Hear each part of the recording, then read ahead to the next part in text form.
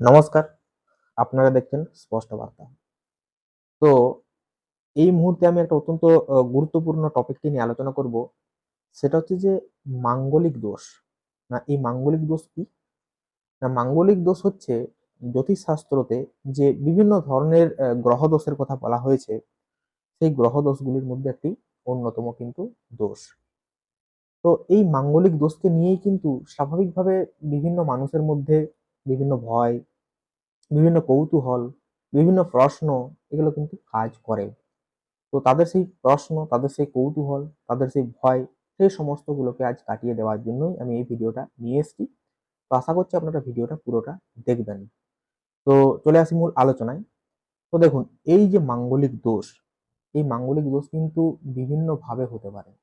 আবার এই মাঙ্গলিক দোষ যে শুধুমাত্র মেয়েদের হয়, ছেলেদের হয় না এমনটা নয়। এটা ছেলে মেয়ে উভয়ের কিন্তু হতে পারে। এবং এই মাঙ্গলিক দোষটা থাকলে যে সকলের ক্ষেত্রে একই ফল দেবে, ব্যাপারটা কিন্তু এমন নয়। সকলের ক্ষেত্রে ভিন্ন ভিন্ন কিন্তু ফল দেয় এই মাঙ্গলিক দোষ। তো আপনি বুঝবেন কিভাবে যে আপনি যদি মাঙ্গলিক হন, আপনার মাঙ্গলিকটা আপনাকে কি রকম ফল দেবে। তো দেখুন, মাঙ্গলিক দোষ কোন কোন জায়গায় থাকলে মাঙ্গলিক দোষ হয় সেটা প্রথমে কিন্তু জানতে হবে। এই মাঙ্গলিক দোষটা কোন গ্রহটাকে নিয়ে সাধারণত গড়ে ওঠে? না, সেটা হচ্ছে যে মঙ্গল গ্রহকে নিয়ে গড়ে ওঠে। অর্থাৎ মঙ্গলের যে বিভিন্ন ভাবে অবস্থান, সেই অবস্থানের উপর ভিত্তি করেই কিন্তু বোঝা যায় যে আপনি মাঙ্গলিক কিনা। তো আমাদের যে জ্যোতিষশাস্ত্রের যে ১২টা ঘর বা ১২টা হাউস আমরা জানি, সেই ১২টা হাউসকে নিয়ে কিন্তু জ্যোতিষশাস্ত্র গড়ে উঠেছে এবং ৯টি গ্রহকে নিয়ে। তো সেই যে ১২টা হাউস, সেই ১২টা হাউসের কোন কোন জায়গায় মঙ্গল থাকলে আমরা মাঙ্গলিক দোষ হিসেবে গণ্য করব। সর্বপ্রথম যে জিনিসটা হবে সেটা হচ্ছে যে লগ্ন। অর্থাৎ লগ্নে যদি কারোর মঙ্গল থাকে তাহলে সে মাঙ্গলিক, এটা কিন্তু ধরতে হবে। এবার ধরুন, সেকেন্ড হাউসে যদি মঙ্গল থাকে সেটা কিন্তু মাঙ্গলিক নয়। থার্ড হাউসে যদি কারোর মঙ্গল থাকে সেটাও কিন্তু মাঙ্গলিক নয়। আর লগ্নে মঙ্গল থাকলে মাঙ্গলিক। এরপর চলে গেল ফোর্থ হাউস বা চতুর্থ ঘর। তো সেই ফোর্থ হাউস বা চতুর্থ ঘরে যদি কারোর মঙ্গল থাকে তখন কিন্তু সেটা আবার মাঙ্গলিক। অর্থাৎ কি হলো না, লগ্ন বা ফার্স্ট হাউস এবং ফোর্থ হাউস, এই দুটো হাউস থাকলে মাঙ্গলিক দোষ হলো। এরপর পঞ্চম হাউস এবং ষষ্ঠ হাউস, এই দুটো হাউসে থাকলে কিন্তু সেটা আবার মাঙ্গলিক দোষ নয়। এরপর দেখা গেল যদি কারো ৭ নম্বর ঘরে মঙ্গল আছে, সেটাও কিন্তু মাঙ্গলিক দোষ। অর্থাৎ লগ্ন, চতুর্থ এবং সপ্তম তিনটে হলো। এরপর ৮ নম্বর হাউস, অর্থাৎ ৮ নম্বর হাউসেও যদি কারো মঙ্গল থাকে সেটাও কিন্তু মাঙ্গলিক দোষ। অর্থাৎ লগ্ন, চতুর্থ, সপ্তম, অষ্টম চারটে হলো। যদি কারোর নবমে মঙ্গল থাকে, মাঙ্গলিক দোষ নয়। দশমে থাকে নয়, একাদশে থাকে নয়, দ্বাদশে যদি কারুর থাকে তাহলে সেটা মাঙ্গলিক দোষ। অর্থাৎ ৫টা ভাবে যদি কারুর মঙ্গল থাকে তখন সেটা মাঙ্গলিক দোষ কিন্তু হয়। অর্থাৎ লগ্ন, চতুর্থ, সপ্তম, অষ্টম এবং দ্বাদশ, অর্থাৎ এই ৫টা ভাবে যদি কারোর মঙ্গল থাকে তাহলে সেটাকে আমরা মাঙ্গলিক দোষ হিসেবে গণ্য করব, নচেত কিন্তু নয়। এরপর ধরুন আপনি মাঙ্গলিক, আপনার ওই ৫টা হাউসের মধ্যে রয়েছে। আমার ধরুন লগ্নে রয়েছে, আপনার রয়েছে চতুর্থে, তার রয়েছে সপ্তমে বা অপর কোনো ব্যক্তির রয়েছে দ্বাদশে। আমরা সবাই মাঙ্গলিক, কিন্তু আমার ফলটা ভিন্ন, তার ফলটা ভিন্ন, ওর ফলটা ভিন্ন কেন হয়? তো দেখুন, এই যে মাঙ্গলিক দোষ, এই মাঙ্গলিক দোষটা একটা ছেলেকে যেভাবে এফেক্ট দেয়, একটা মেয়েকে কিন্তু সেভাবে এফেক্ট দেয় না। অর্থাৎ মাঙ্গলিক দোষটা মেয়েদের যে ফলটা দেবে, ছেলেদের ক্ষেত্রে কিন্তু সে ভিন্ন ফলটা দেবে। মাঙ্গলিক দোষ মেয়েদের ক্ষেত্রে মূলত, মাঙ্গলিক দোষ আমরা মানেই জানি যে তার বিবাহিত জীবনে কিছু সমস্যা, হয় তার বিবাহ হতে লেট হবে, অথবা যদি বিবাহ হয় সেটা ডিভোর্স পর্যায়ে চলে যাবে, এমনকি পতি পত্নী বিয়োগ পর্যন্ত ঘটিয়ে দেবে।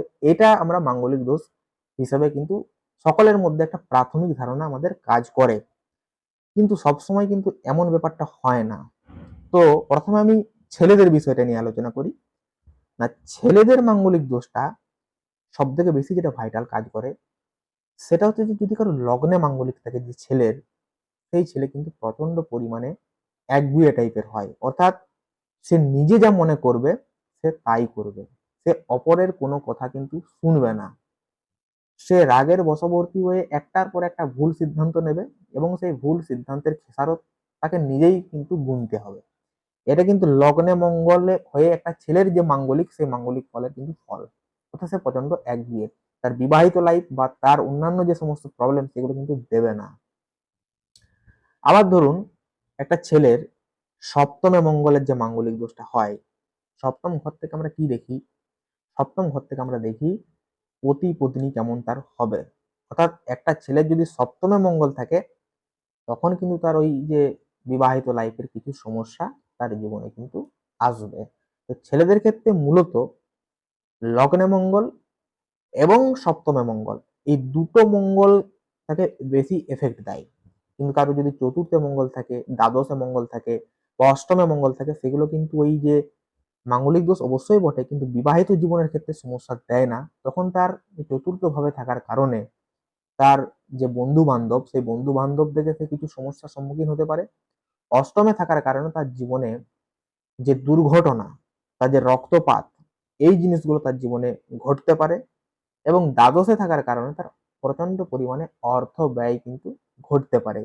এগুলো কিন্তু ছেলেদের ক্ষেত্রে। এবার ধরুন মেয়েদের ক্ষেত্রে মাঙ্গলিক দোষটা কি রকম ফল দেয়। ধরুন কোনো মেয়ের লগ্নে মঙ্গল রয়েছে, আপনি খেয়াল করে দেখবেন যে সমস্ত মেয়েদের লগ্নে মঙ্গল আছে সে কিন্তু মাঙ্গলিক।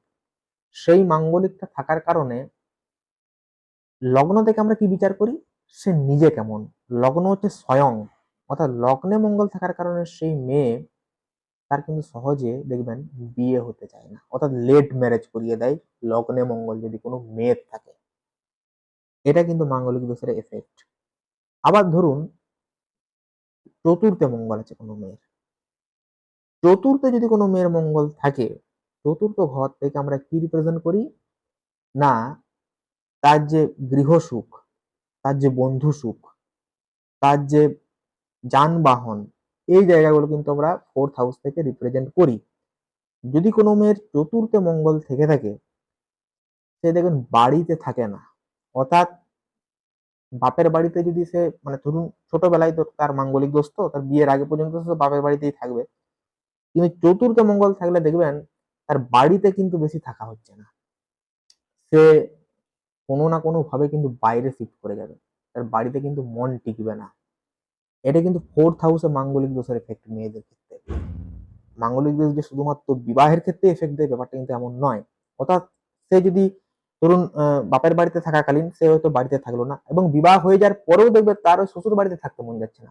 অর্থাৎ বাড়ির প্রতি তার যে বিতৃষ্ণা, এটা কিন্তু জন্মায় মেয়েদের যদি কারোর ফোর্থ হাউসে মঙ্গল থাকে। আপনি খেয়াল করে দেখবেন। এবার ধরুন লগ্ন হলো, ফোর্থ হাউস হলো, এরপর চলে যাবে সেভেন্থ হাউস বা সপ্তম ঘর। যদি কোনো মেয়ের সপ্তমে মঙ্গল থেকে থাকে, সেটা কিন্তু আমরা হিসাব করব যে তার সপ্তম হাউস থেকে আমরা বিবাহিত জীবন দেখি, পতি পত্নী, এই জাতীয় জিনিসগুলোকে দেখি। তো সপ্তমে মঙ্গল থাকার কারণে আপনি দেখবেন তার যে হাজব্যান্ড, তার হাজব্যান্ডের কিন্তু শরীর স্বাস্থ্য নিয়ে তাকে প্রচন্ড উদ্বেগের সম্মুখীন হতে হবে। অর্থাৎ পার্টনারের যে শরীর স্বাস্থ্য, এটা নিয়ে কিন্তু তাকে চিন্তায় ভুগতেই হবে। যদি কারো কোনো মেয়ের সপ্তমে মঙ্গল থেকে থাকে, সে সবসময় এই চিন্তাই করবে যে তার হাজব্যান্ডের শরীর যেন ভালো থাকে, তার হাজব্যান্ডের শরীর কোনো না কোনো ভাবে কিন্তু পীড়িত হয়ে যাবে। এটা কিন্তু সপ্তমে মঙ্গলের কিন্তু এফেক্ট। আপনার যদি কোনো সপ্তমে মঙ্গল থেকে থাকে কোনো মেয়ের, আপনি এটা মিলিয়ে দেখবেন। এরপরে চলে আসি অষ্টমে মঙ্গল। অর্থাৎ অষ্টমে মঙ্গলটাকেও আমরা বলেছি মাঙ্গলিক দোষ। এবং এই সপ্তম এবং অষ্টম এবং দ্বাদশ, এই তিনটে হাউসের মাঙ্গলিক দোষ হচ্ছে পূর্ণ মাঙ্গলিক দোষ। লগ্ন এবং চতুর্থে মঙ্গলের মাঙ্গলিক দোষটা 60% ফল দেয়, কিন্তু সপ্তম, অষ্টম এবং দ্বাদশ, এই তিনটে হাউসের মাঙ্গলিক দোষ কিন্তু 100% মাঙ্গলিক দোষ হিসেবে প্রতিফলিত হয়। তো এই যে অষ্টমে মঙ্গল, এই অষ্টম ঘর থেকে আমরা কি দেখি না, অষ্টম ঘর থেকে আমরা দেখি তার আয়ু, তার দুর্ঘটনা, তার মৃত্যু, এই জাতীয় যে জিনিসগুলো কিন্তু অষ্টম হাউস থেকে কিন্তু দেখা হয়। যদি কোনো মেয়ের অষ্টমে মঙ্গল থেকে থাকে, সেই যে মাঙ্গলিক দোষটা, এটা থাকার কারণে দেখবেন তার শরীরে কোনো না কোনো ভাবে কিন্তু কোনোদিন অপারেশন হবেই। সেটা বিভিন্ন রকমের অপারেশন কিন্তু হতে পারে, ছুরি কাঁচি তার শরীরে একবার হলেও কিন্তু যাবে। এটা কিন্তু অষ্টমে মঙ্গল মাঙ্গলিক দোষের ফল। এরপর চলে গেল দ্বাদশ ঘর।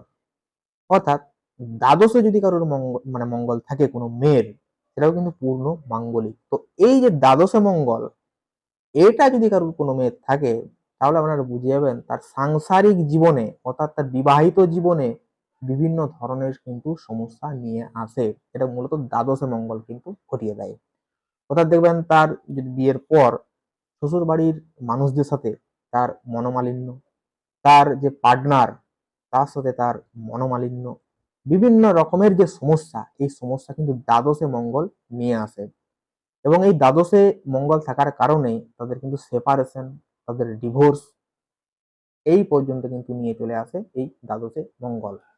সুতরাং মাঙ্গলিক দোষ আপনার রয়েছে মানেই যে আপনার বিবাহিত লাইফের কিছু কিছু সমস্যা আসবে, আপনার ডিভোর্স হয়ে যাবে, আপনার এই সমস্যা চলে আসবে, ব্যাপারটা এমন নয়। মাঙ্গলিক দোষটা ডিপেন্ড করে আপনার মঙ্গলটা কোন হাউসে রয়েছে।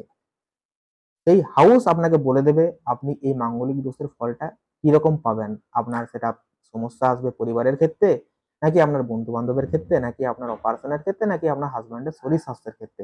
সেটা সম্পূর্ণ ডিপেন্ড করবে আপনার মঙ্গলটা কোন হাউসে রয়েছে। তো আশা করছি আপনারা বুঝতে পেরেছেন। তাই আপনারা অযথা এই মাঙ্গলিক দোষ নিয়ে ভয় পাবেন না।